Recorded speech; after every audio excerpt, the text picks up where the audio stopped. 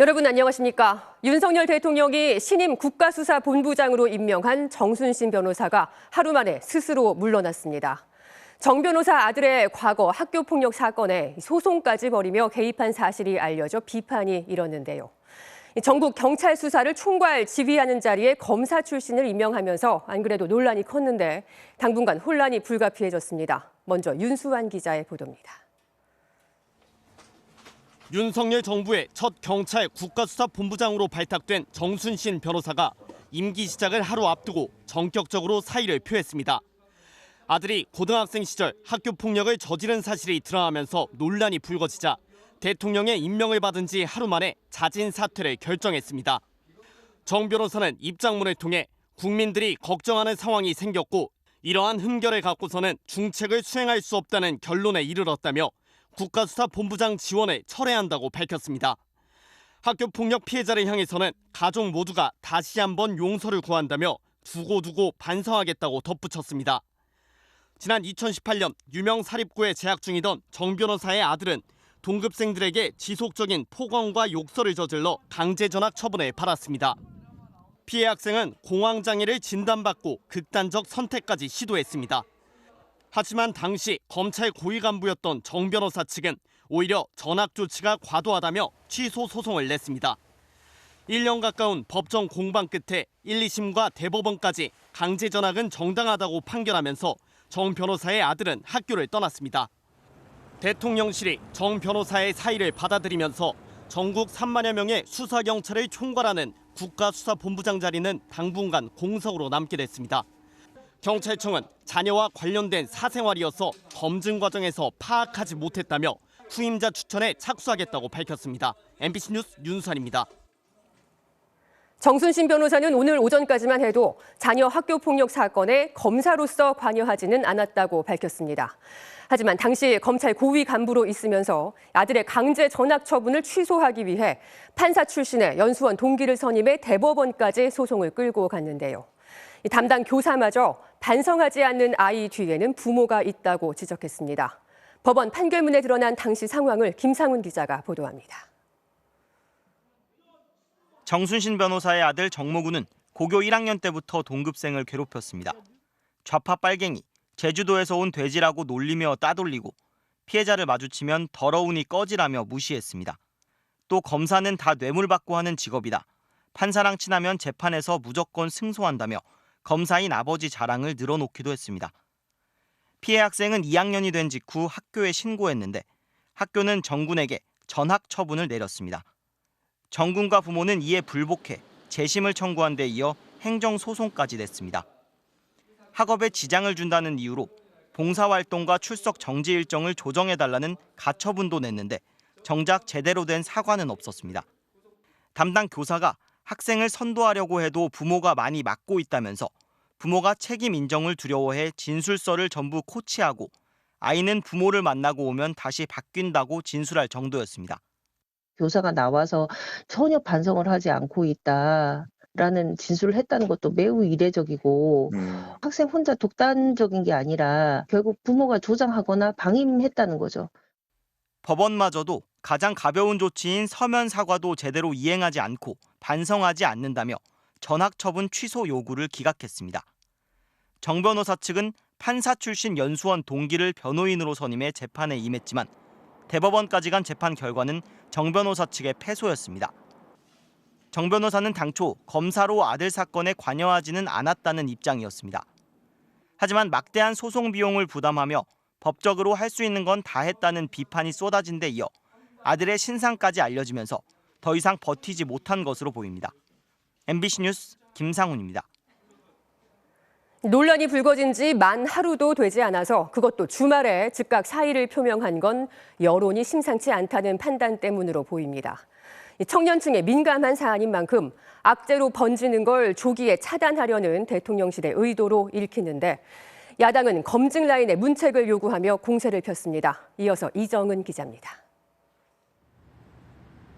정순신 변호사의 사의 표명에 대통령실은 즉각 사의를 수용한다고 밝혔습니다.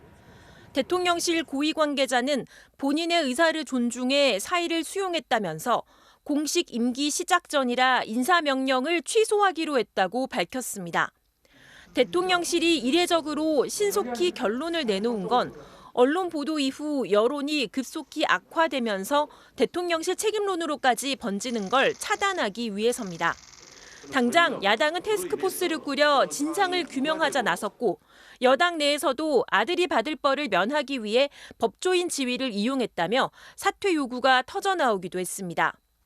윤석열 대통령이 노동개혁은 청년을 위한 거라 강조하는 등 2030 지지율 제고에 공을 들여온 터에 이들이 민감해하는 악재는 조기에 털어내겠다는 의도로 보입니다. 야당은 반복된 인사 논란에 검증 책임을 물어야 한다고 날을 세웠습니다. 몇 번째 인사 참사인지 셀 수도 없습니다. 윤석열 대통령은 거듭되는 인사 참사에 대해 사과하고 인사 검증 라인을 문책하기 바랍니다.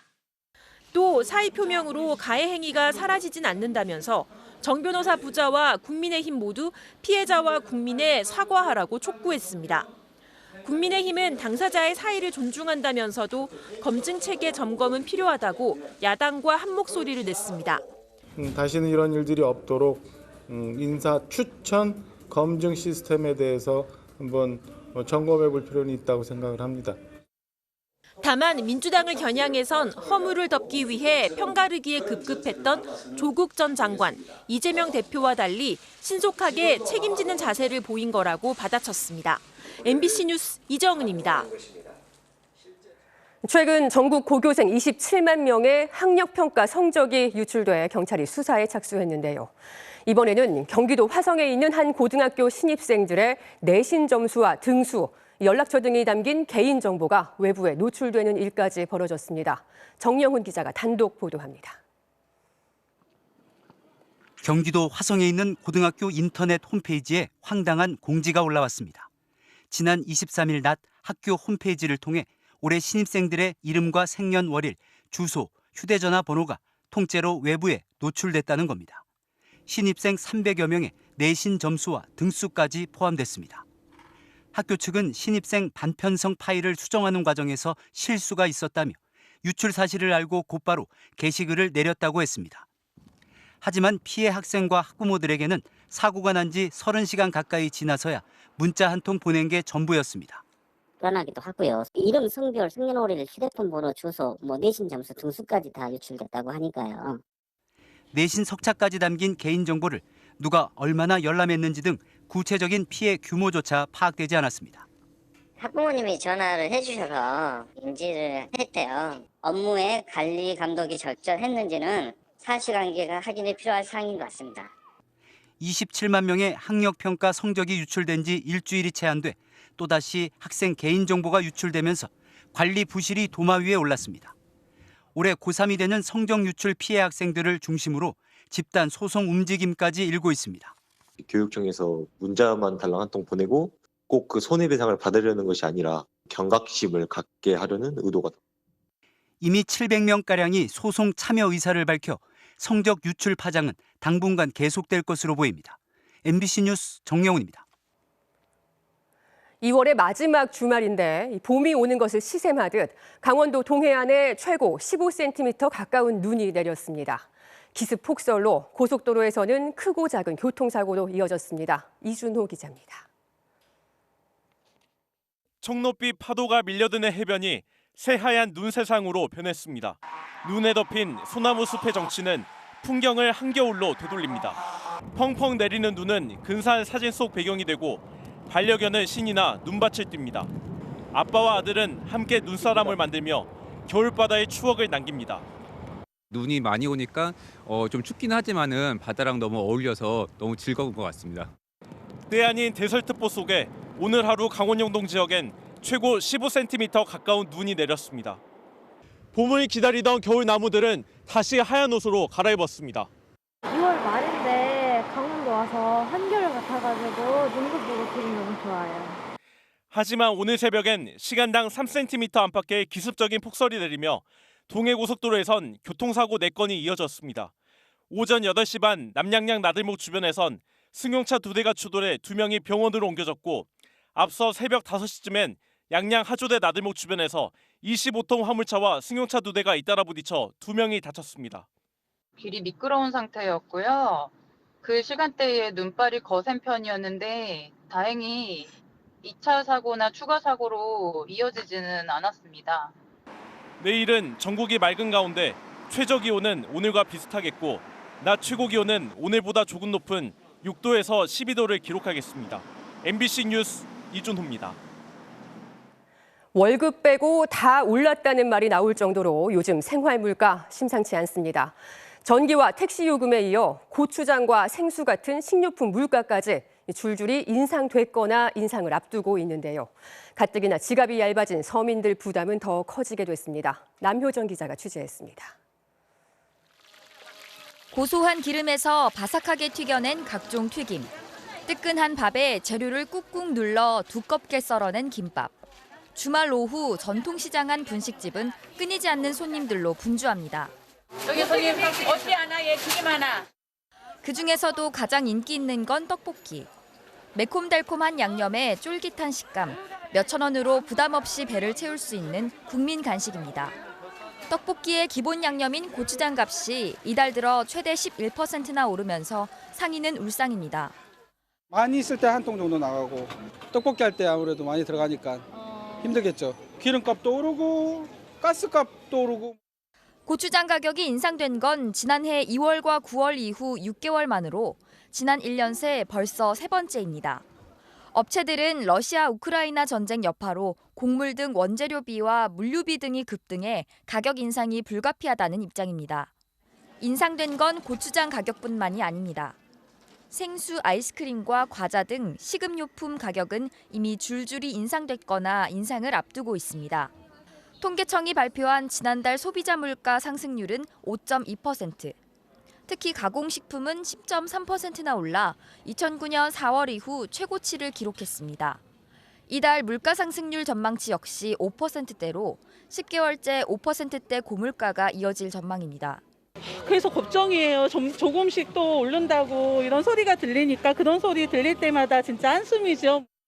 당장 오는 4월 이후에는 주세와 병값 인상의 영향으로 소주와 맥주값 인상도 예상됩니다. 이미 작년 주류 물가는 외환위기 이후 최고 상승률을 보였습니다. 작년에도 매번 올랐었죠. 장사도 안 되는데도 물가가 오르는 가격을 따라갈 수가 없어요. 진짜 완전 초스피드예요. 이미 오를 대로 오른 장바구니 물가.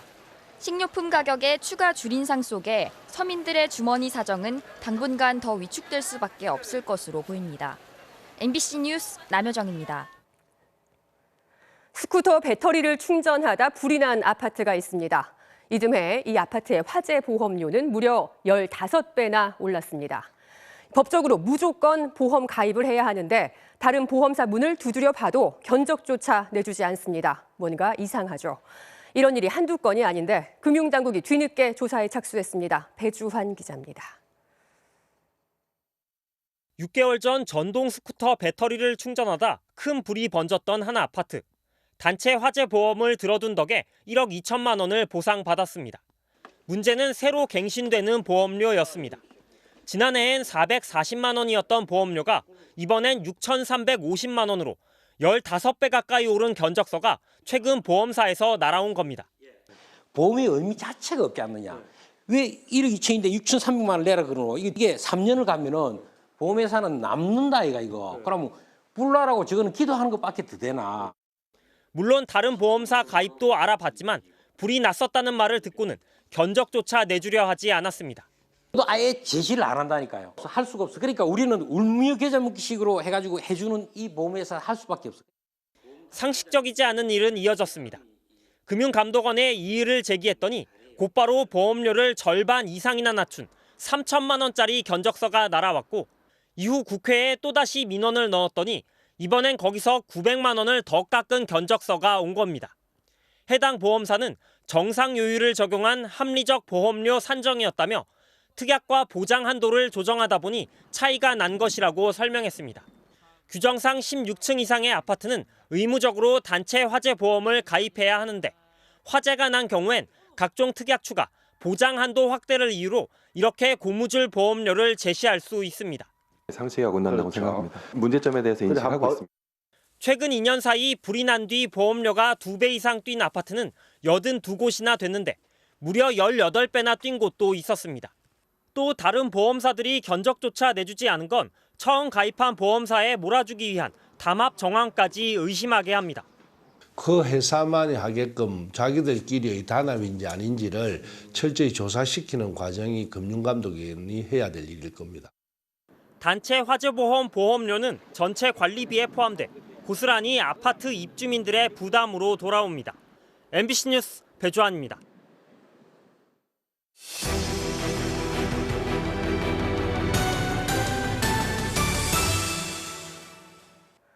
우크라이나 전쟁이 시작된 지 1년이 지났습니다. 미국이 러시아에 대한 광범위한 제재 조치를 발표했는데 특히 러시아를 지원하는 제3자 국가들까지 제재 대상에 포함시켰습니다.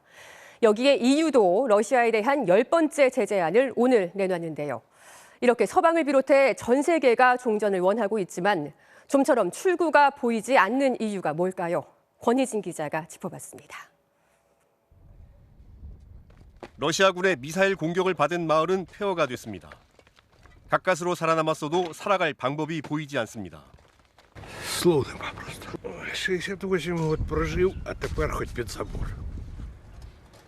러시아에서 태어난 아들은 침략에 동원돼 목숨을 잃었습니다.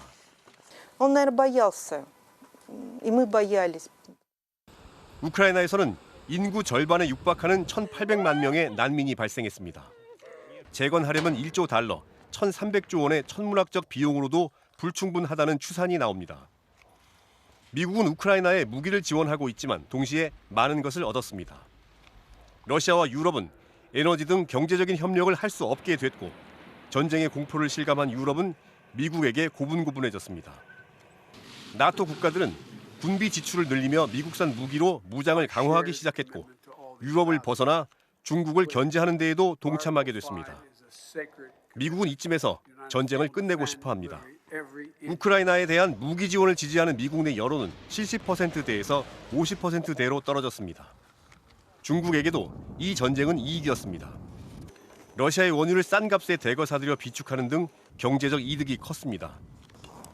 게다가 중국은 제재로 고립된 러시아의 필수품 공급처가 됐고 그 결과 유라시아 대륙의 경쟁자인 러시아가 중국에 기대게 됐습니다. 이 둘은 유라시아 대륙의 어떤 패권 측면에서는 경쟁자거든요. 러시아가 패배를 해도 문제지고 우크라이나를 완전 장악해도 문제라고 생각할 거예요. 그렇다고 해서 러시아가 패배해도 큰일인 거죠. 중국은 이제 전쟁의 중재자 역할을 자처하기 시작했습니다. 积极劝和促谈，为推动危机解决发挥建设性作用。 막대한 손실을 입었다고 해도 러시아는 우크라이나의 나토 가입을 막아 안보 불안은 일단 해소했습니다.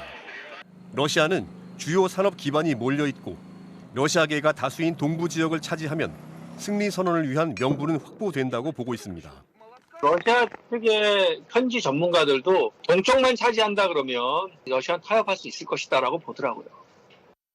동부 전선에서 치열한 전투를 벌이고 있는 우크라이나는 전쟁을 멈출 수 없습니다. 지금 전황에서 종전은 내년 대선을 앞둔 젤렌스키 대통령에겐 정치적 자살 행위나 마찬가지입니다. 이 때문에 미국도 종전의 명분을 찾지 못했고 동서 분단 같은 대안만 조금씩 거론됩니다. 우크라이나는 러시아군을 몰아낼 때까지 싸운다고 밝히고 있어 승산 없는 전쟁을 이어갈 수밖에 없는 비극적인 상황에 처해 있습니다. MBC 뉴스 권희진입니다. 미국의 핵 추진 공격 잠수함 스프링필드가 부산 작전기지에 입항했습니다. 미국 태평양 함대는 SNS를 통해 스프링필드 함이 지난 23일 부산에 도착했다고 공개했는데요. 태평양 함대는 스프링필드 함이 괌에 전진 배치된 공격 잠수함 5척 가운데 하나로 미 7함대 작전구역에서 정기적으로 작전을 펼친다고 설명했습니다. 미국이 이를 공개한 건 최근 ICBM을 시험 발사한 북한을 겨냥한 것으로 풀이됩니다. 책 한 권을 완성하려면 얼마의 시간이 필요할까요? 사람처럼 대화할 수 있는 인공지능 챗GPT가 집필한 책이 최근 출시됐는데 이 책을 만드는 데 걸린 시간은 고작 7시간이었다고 합니다. 인공지능이 책을 쓰는 시대가 다가온 걸까요? 임소정 기자가 살펴봤습니다. 더 이상 생명이 탄생하지 않는 나라. 과학자들이 유기체를 만들어내는 데 성공합니다. 기쁨도 잠시, 새 생명은 어디론가 사라지고 이를 되찾기 위한 여정이 시작됩니다. SF 영화 같은 줄거리, 이를 쓴 건 챗 GPT입니다. 아기가 태어나지 않는 나라에서 벌어지는 이야기를 써달라는 기자의 요청에 챗 GPT는 단 50초 만에 1,500글자의 시놉시스를 완성했습니다. 너무 잘하는데? 되네요. 끝났어. 놀랍다. 며칠 전 출간된 한 자기 개발서, 챗 GPT가 쓴 국내 1호 서적입니다. 한글 번역과 사파도 AI가 담당을 했는데 사람이 검수하는 시간을 제외하고 순수하게 책이 쓰이는 데 걸린 시간은 단 7시간입니다.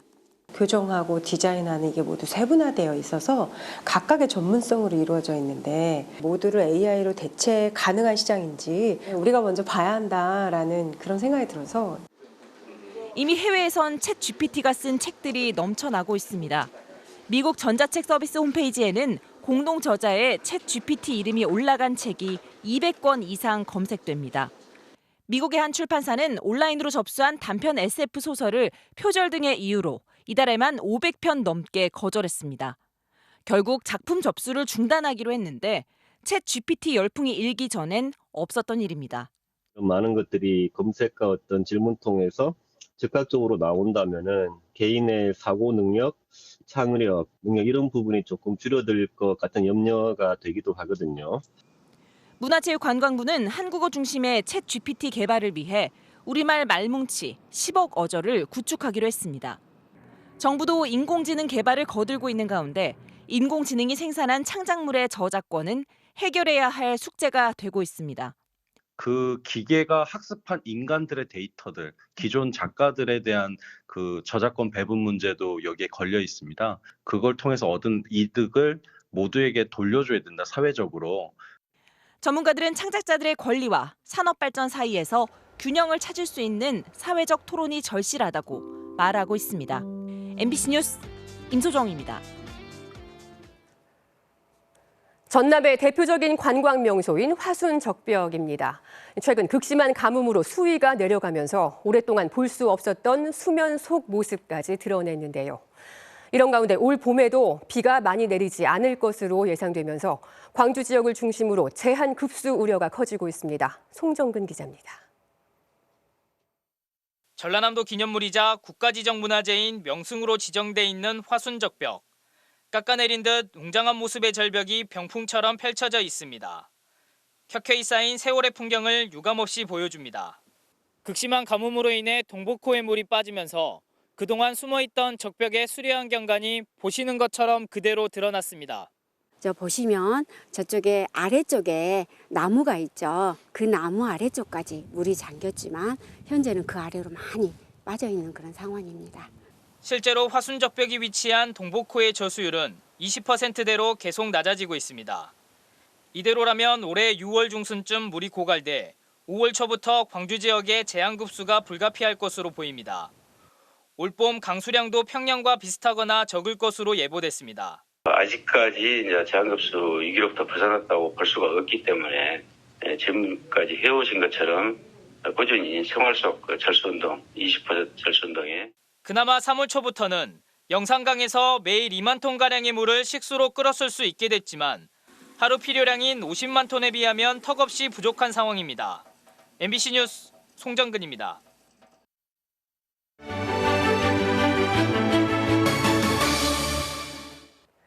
지난해 육아휴직을 쓴 남성의 수는 처음으로 3만 명을 넘어섰습니다. 전체 육아휴직자 10명 가운데 3명이 남성이었는데요. 더 나아가 직접 육아 일기를 쓰면서 서로 아이 돌봄의 경험을 나누는 아빠들도 있습니다. 서툴지만 육아에 진심인 아빠들을 손지윤 영상기자가 만나봤습니다. 이서야, 아들. 아이의 깔깔대는 웃음이, 작은 손짓이, 이 레터는 그 행복을 기록하기 위해 시작했다. 매주 일요일, 이서 아빠는 직접 쓴 육아 일기를 구독자들에게 전합니다. 썬데이 파더스 클럽을 운영하고 있는 강혁진입니다. 5명의 아빠들이 한 주에 한 번씩 돌아가면서 글을 쓰고요. 다음에 혹시 몇 시쯤에 가능하세요? 9시, 10시쯤에 들어갈 것 같아서 네. 아이 데우고 매번 되게 치열하고 힘들긴 해요. 근데 그럼에도 1년 가까이 하다 보니까 좀 글을 쓰면서 다시 한번 나의 육아를 점검하는 계기가 되고, 아이에게 밥을 차릴 땐 복권을 긁는 심정이다. 무랑 밥이랑 줄게. 안아줄게. 자, 시간 많이 못 보내면 또 아이가 서운해하고. 처음에는 저도 내가 너무 없어지는 시간이 길고 좀 억울한 감정도 들고 이랬었는데 요즘은 하루하루가 되게 감사하고 행복하다. 회사 그만두려고 6개월이나? 육아휴직이 끝나고 이현 아빠는 회사로 돌아왔습니다. 육아휴직에 대해서 글을 좀 많이 썼는데 아빠들도 육아휴직을 쓴다는 게 너무 특별한 사람 취급을 안 받았으면 좋겠다. 그리고 아빠들끼리 만나서 불편해요. 여기가 제일 이상한 그룹이지. 맘카페는 있는데 대리카페는 없잖아요. 가족에게 시간을 쓰는 것 자체를 당연히 그렇게 해야지라고 하는 사람들이 지금보다 조금 더 많아져야 되지 않을까? 거의 이야기가 조명받지 않는 사회가 더 건강할 수 있잖아요. 한 번에 바꾸기는 당연히 어려울 텐데 엄마가 아닌 다른 주 양육자 형태가 많이 좀 모습을 드러내 주셨으면 좋겠습니다. 더 자주 표현할게. 사랑해. 아이쿠.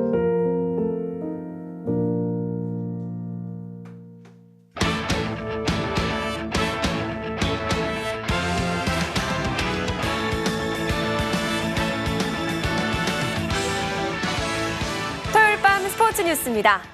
출범 40주년을 맞은 K리그가 개막했습니다. 공식 개막전에선 울산이 라이벌 전북에 역전승을 거뒀습니다. 이명노 기자입니다.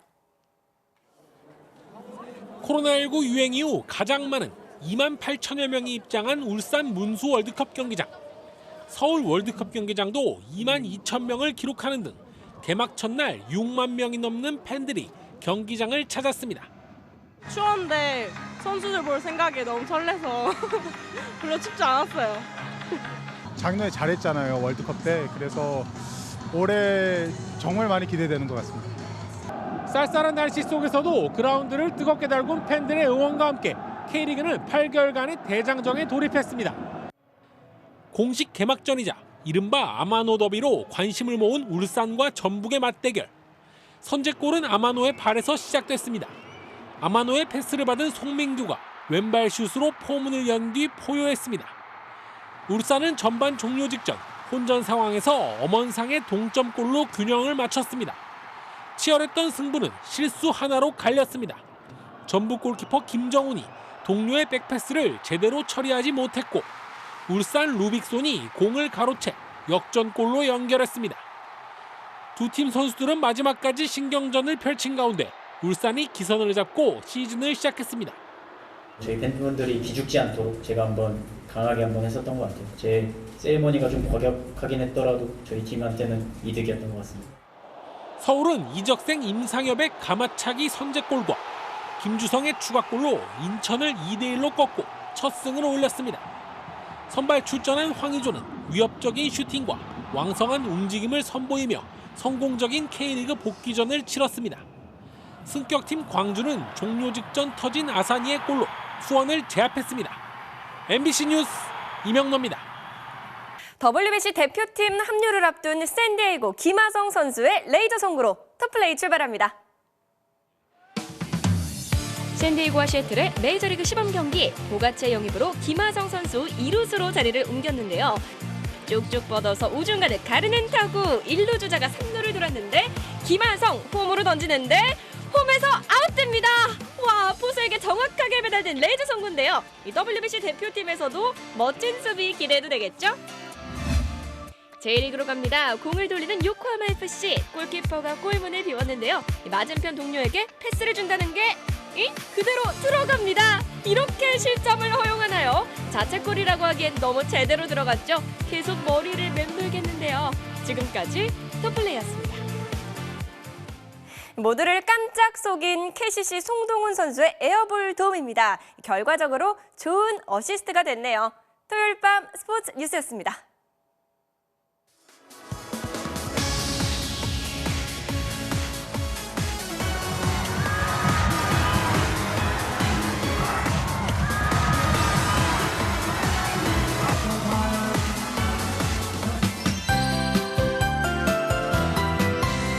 봄의 문턱에서 바람이 꽤나 차가웠죠. 동해안으로는 두터운 눈구름도 지났습니다. 강릉에선 진분홍 꽃망울을 터뜨린 설중매의 모습이 포착되기도 했는데요. 꽃피는 새로운 계절을 더욱더 재촉하는 것도 같습니다. 내일은 내륙뿐만 아니라 해안을 비롯한 전국이 종일 맑겠고 공기도 내내 청정하겠습니다. 단 경기 동부 등지로는 건조특보가 더 확대된 가운데 서울은 내일로 일주일째 건조주의보가 이어지겠습니다. 산불 등 화재 사고 나지 않도록 각별히 조심하셔야겠습니다. 주말 새 반짝 밀려든 찬 공기의 힘은 갈수록 빠질 텐데요. 햇살도 비춰들면서 내일 한낮에 전국의 기온이 10도 안팎까지 오르겠습니다. 그래도 아침, 저녁으로는 계속해서 쌀쌀하니까 일교차 대비는 계속해서 잘해주셔야겠습니다. 내일 전국 하늘 맑겠고 공기도 청정할 텐데요. 눈이 내린 동해안으로는 길이 얼어붙어 빙판이 많은 만큼 조심해서 이동하셔야겠습니다. 내일 아침 기온 보시면 서울이 영하 3도, 대전도 영하 5도까지 떨어져 춥겠습니다. 낮 기온은 크게 올라서 서울이 9도, 강릉과 대구 12도를 보이겠습니다. 월요일인 모레 낮부터는 온화한 공기가 유입되면서 서울의 낮 기온도 11도까지 오를 텐데요. 덩달아 미세먼지가 유입되면서 공기가 탁해질 가능성이 있습니다. 날씨였습니다. 뉴스데스크 여기서 마칩니다. 편안한 주말 보내시기 바랍니다. 시청해주신 여러분 고맙습니다.